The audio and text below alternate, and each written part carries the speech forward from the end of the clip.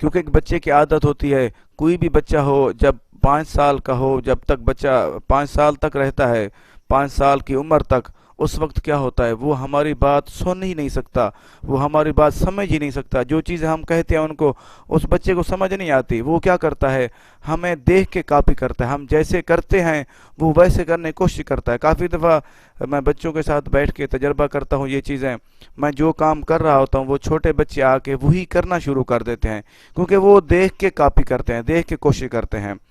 آگے ایک اور حدیث مبارکہ عرض کرنا چاہوں گا کہ سرکار دو عالم صلی اللہ علیہ وسلم نے ارشاد فرمایا، الولد سر لابی، سبحان اللہ، اس کا ترجمہ یہ ہے اولاد والدین کا راز ہوتی ہے، سبحان اللہ۔ اس کا مطلب یہ بالکل ہی نہیں ہے، کچھ لوگ کہتے ہیں یار یہ فلاں بندہ اچھا تھا، اس کی اولاد بری ہے، یہ ہرگز ایسا قاعدہ قانون نہیں ہے، کبھی کبھی ایسا ہو بھی جاتا ہے، جیسے کسی نبی یا کسی ولی کے، کیونکہ نبیوں میں تو کسی قسم کی کمی بیشی نہیں ہے، وہ تو اللہ تعالیٰ کے برگزیدہ ہستیاں ہیں، وہ تو معصوم ہیں، ان سے کوئی گناہ سرزد ہو بھی نہیں سکتا، کیونکہ ہوتا کیا ہے کہ ان کی ساری اولاد ایسے نہیں ہوتی۔ کچھ لوگ کہتے ہیں کہ ہماری نبیوں کے ایسے ہو گئے بچے، ایسا نہیں ہوتا، کیونکہ اولاد، حدیث مبارکہ ہے، اولاد والدین کا راز ہوتی ہے۔ راز کا مطلب یہ ہوتا ہے جیسے وہ ہوتے ہیں ویسے ہی راز دکھایا جاتا ہے، کیونکہ یہ چیزیں، اس کا جواب یہ ہے کہ کچھ لوگ کہتے ہیں کہ یہ ولیوں کے بچے ایسے ہو گئے ہیں اور یہ نبیوں کے بچے ایسے ہو گئے ہیں، اور یہ نہیں سوچتے، اس کا جواب یہ ہے یہ سوچتے نہیں ہیں کہ ان کے کتنے بچے ایسے ہوئے ہیں۔ دیکھو حضرت نوح علیہ السلام کے کتنے بچے تھے، ان میں سے ایک ایسا ہوا، کیونکہ اس کو کیا ہوا، اس کو صحبت نے خراب کیا، جب وہ تھوڑا بڑا ہوا، وہ اس کو صحبت غلط ملی، غلط دوست ملے، اس لیے وہ خراب ہو گیا۔ جتنے بھی اولیاء اللہ ہیں نا، اولیاء اللہ تو ٹھیک ہیں، ان کا کردار، ان کی سارے اولیاء اللہ محفوظ ہوتے ہیں، اللہ تعالیٰ ان کی حفاظت فرماتا ہے۔ وہ ان کے بچے بھی اگر خراب بھی ہو جائے، کوئی سبھی نہیں ہوتے خراب، کیونکہ سبھی بچے اچھے ہوتے ہیں، اگر ایک خراب ہو جائے اس کا مطلب یہ نہیں ہے کہ اس کی تربیت میں خرابی ہے۔ جب ہم اپنی اولاد کی تربیت ٹھیک کریں گے تو ہماری ساری اولادیں ٹھیک ہوں گی۔ ہو سکتا ہے ایک آدھ ٹھیک نہ ہو، ایک آدھا ٹھیک نہ ہو، لیکن یہ ایسا قاعدہ قانون نہیں ہے کہ بچے ٹھیک نہ ہوں، والدین ٹھیک ہوں تو بچے خراب ہو جائیں، یہ نہیں ہو سکتا۔ ایک اور حدیث مبارکہ عرض کرنا چاہوں گا کہ سرکار دو عالم صلی اللہ علیہ وسلم نے ارشاد فرمایا، تم سب نگران ہو اور تم میں سے ہر ایک سے اس کے ماتحت کے افراد کے بارے میں پوچھا جائے گا۔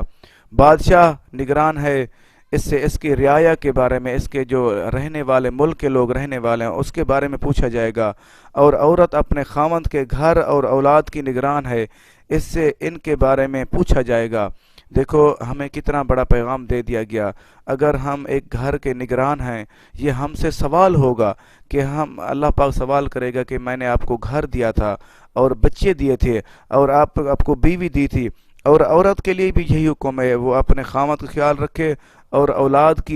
کی نگرانی کرے۔ اس کا مطلب یہ سارا، اگر سادہ اس کا الفاظ ایک جگہ پہ اکٹھا کریں، اس کا مطلب یہ ہے اگر کوئی بندہ بادشاہ ہے، اس بادشاہ کو خیال کرنا چاہیے کہ میں میرے جو لوگ ہیں ملک کے رہنے والے، اور ان کا میں نے کیسے خیال رکھنا ہے، اور خیال کرنا چاہیے، لازمی جو اس کی ذمہ داری بنتی ہے اس کو نبھانی چاہیے۔ اور ایک گھر کے سربراہ، گھر کے ایک نگران کو بھی یہی ذمہ داری ہے کہ اپنے بچوں کی اچھی تربیت کریں، اپنے گھر کے ماحول کو اچھے طریقے سے چلائیں، جیسے اللہ تعالیٰ اور اس کے رسول پاک صلی اللہ علیہ وسلم نے حکم دیا ویسے چلانا چاہیے اس کے بارے میں، کیونکہ قیامت والے دن ہم سے یہ سوال ہوگا کہ آپ نے تربیت کیسے کی تھی، کہ تربیت کیوں نہیں صحیح کی، اس کے ہم ذمہ دار ہیں۔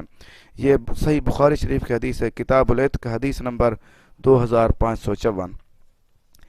ایک اور حدیث مبارکہ عرض کرنا چاہوں گا کہ سرکار دو عالم صلی اللہ علیہ وسلم نے ارشاد فرمایا، اپنی اولاد کے ساتھ نیک سلوک کرو اور انہیں ادب سکھانے کی کوشش کرو۔ سبحان اللہ، کچھ لوگوں کی عادت ہوتی ہے کہ اپنے بچوں کو ڈانٹتے ہیں، بچوں کو مارتے ہیں، اور ان کی تربیت مزید خراب ہو جاتی ہے، بچے ڈیٹ ہو جاتے ہیں، کیونکہ ہم نے کرنا کیا، ہمیں سادہ الفاظ بتا دیے گئے، سادہ طریقہ کار سمجھا دیا گیا، جیسے تربیت رسول ہوئی، جیسے ہمارے پیارے نبی پاک صلی اللہ علیہ وسلم نے امام حسن و حسین کی تربیت کی، ان کو انگلی کے ساتھ پکڑ کے، ان کو انگلی اپنی پکڑوا کے وہ مسجد میں لے جاتے، ان کے ساتھ جاتے، ان کو اچھی اچھی باتیں سکھاتے، ان کو اچھی اچھی چیزیں بتاتے، اور ان کے ساتھ بہت زیادہ پیار کرتے. کبھی بھی کسی جگہ پہ بھی کوئی بھی نہیں اس چیز کا دعویٰ کر سکتا کہ کبھی ہمارے پیارے نبی کریم صلی اللہ علیہ وسلم نے کسی بچے کو مارا ہو. ویسے تو کسی کو بھی نہیں مارا، کیونکہ آپ صلی اللہ علیہ وسلم رحمت للعالمین،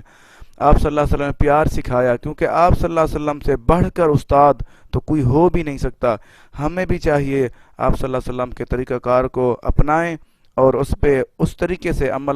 بچوں کی تربیت کریں جیسے ہمارے نبی کریم صلی اللہ علیہ وسلم نے بچوں کی تربیت کی اور ہمیں سکھا دیا، سمجھا دیا.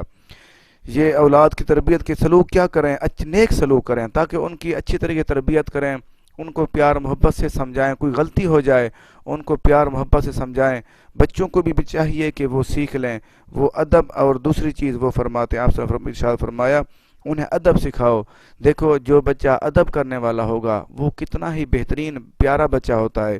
تو جو بے ادب ہو وہ ہر کوئی اس سے نفرت کرتا ہے. ادب والے بچے کو ہر کوئی پسند کرتا ہے، اور سب سے پہلی چیز اللہ تعالیٰ اور اس کے رسول پاک صلی اللہ علیہ وسلم بھی اس سے راضی ہوتے ہیں. یہ ابن ماجہ شریف کی حدیث ہے، کتاب الادب، حدیث نمبر 3671.